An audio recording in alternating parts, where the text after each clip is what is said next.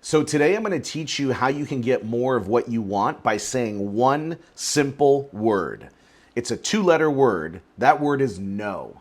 All right? So by saying no to more things, you're going to be able to say yes to more things that actually matter. And I'll tell you, for a long time, I was one of those people pleasers. I felt bad saying no to somebody if they'd ask me for a favor. But over time, especially the last few years, I'd say the last 3 or 4 years, I have learned that saying no more often is actually a really good thing. Because when I say no to a lot of things, it allows me to say yes to truly what truly matters, right? I used to feel bad when people would ask me for a favor and it's like, hey, will you help me move? It's like, no, I can't help you move. I don't have the time because that's time away from my family or that's time that I'm building my business. And so you have to be okay saying no. And I hopefully over the next few minutes, I'll be able to sell you on why it is that you need to say no more often. One of the things that I had to say no to was being available all the time. This device right here is a perfect example. I've now learned to put my phone on Do Not Disturb and silence all notifications so that I am simply unavailable during the day. During the day, that time is for me to either be with my family, help my wife Emily, be with my children, help out with homeschooling, or it's focusing on my business, building my business, working on things that's actually going to move the needle for my clients, doing coaching calls. Unfortunately, I don't have time during the day to gossip or just catch up. I have to use my time strategically during the day, so my phone's on Do Not Disturb all day long, notifications turned off. Might be frustrating for some, but for the people that need to get a hold of me, they know how to get a hold of me.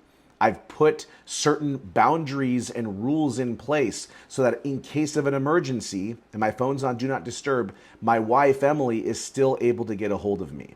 So there's a lot of ways with technology to make those boundaries perfectly available to you.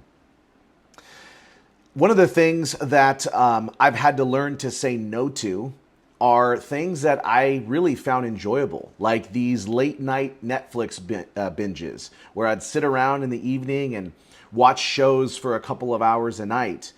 Instead, to get the body that I want and to have the physical health that I want, I've had to learn to say no to that. I've had to learn to say no to the donut at church on most Sundays, right? Because I've had to learn to budget my nutrition and prioritize saying yes to protein like chicken and fish and steak in order for me to hit my macronutrients, right? I've had to learn to say no to things that previously brought me a lot of pleasure and joy, like going to get fast food and, eating junk food. Have to learn to say no to those things. So instead of binging on Netflix in the evening, I'm now going to bed a little bit earlier than I was before. Instead of, maybe just hanging out watching baseball in the, early evening, I'm getting a workout in my garage gym. So it's like saying no to some things, saying yes to others that are going to take you down a path that you truly want to head down to.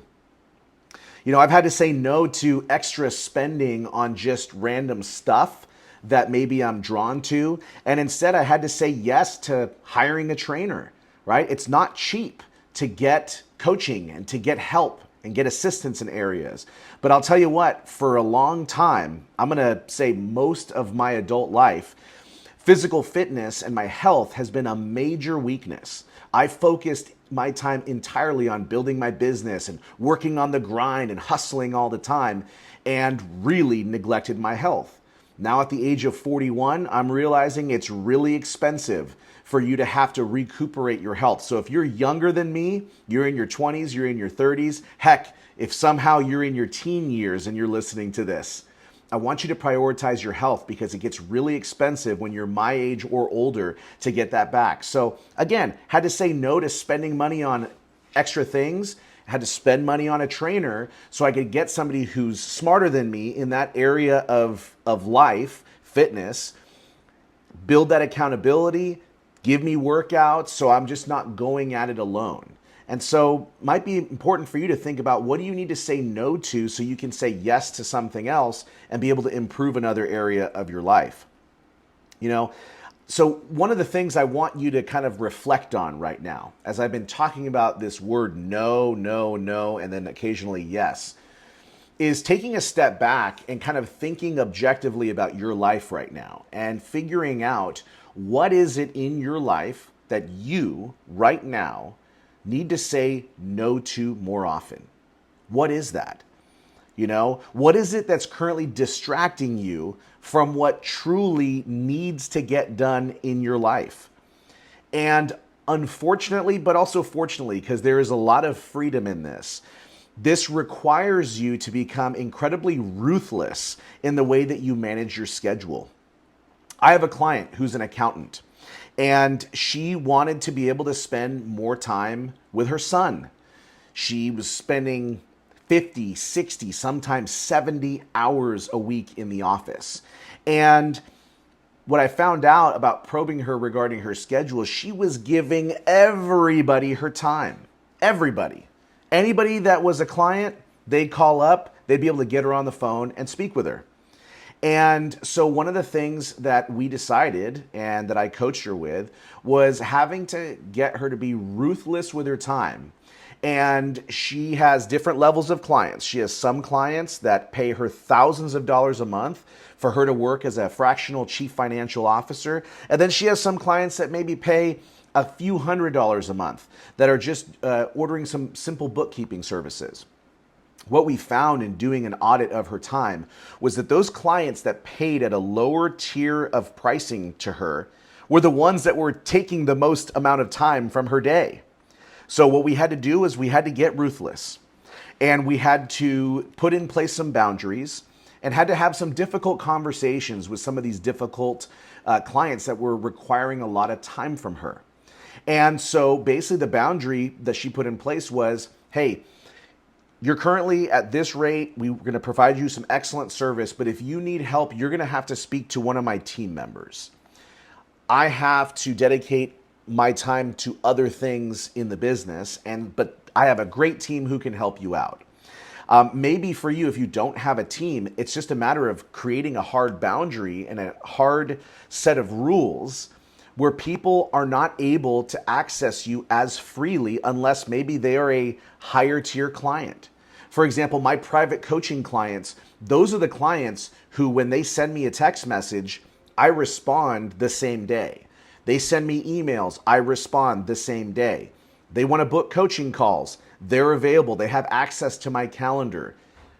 6 days a week, really, I have a 5-day coaching schedule because I don't take calls on Sundays or Mondays. So it's something that you have to just put in the rules in place and then have people abide by those rules. This is what I mean by building sovereignty in your life. When you build sovereignty, you are creating the rules and you're asking people to abide by those rules. That's where true freedom is actually found. Maybe for you, it's drama you have to cut out. Maybe, being on social media and doom scrolling is something that is causing you to use up your valuable resources like your thinking and your focus, and maybe gets you riled up. As the time that I'm right now recording this, it's election season, and there's all kinds of stuff that gets posted on social media that'll get people riled up. And there's nothing worse than wasting your time arguing with strangers. Newsflash, you're not going to convince anybody to vote for your person by giving them some snarky remark on social media. You're just not going to sway hearts and minds doing that. I hate to break it to you. So just cut it out entirely. Don't argue with strangers on the internet. So maybe it's a matter of downloading the Opal app. Opal's a great app. It's $100 a year, so it's not cheap. But I'll tell you what, Opal's great because I tell it what to block. It has a series of websites it blocks, a series of apps on my phone that it blocks. So if I get tempted during the day to go on some app that I've told it not to, then I can't access it. All right. So that might be something that you want to invest in. So saying no to the drama, no to the doom scrolling, saying yes to your productivity and your time. Certain bad habits like gossip, alcohol and porn, those may be causing you to waste time and drain your mental energy. I have many clients who have had those issues in their lives. And so it's not an uncommon thing that I hear when I coach business owners. And so I want you to make a decision today. What I want you to do is to make a decision as to what you're going to cut out. What are you going to say no to today so that you can say yes to other things? Is it yes to maybe starting that business you've wanted to? Is it saying yes to getting the body that you deserve? Is it saying yes to improving your marriage? Is it saying yes to pursuing relationships with somebody? Is it yes to opening up a new market? Is it saying yes to that scary idea of finally launching that YouTube channel you've always wanted to start? Whatever that is, I want you to make that decision today.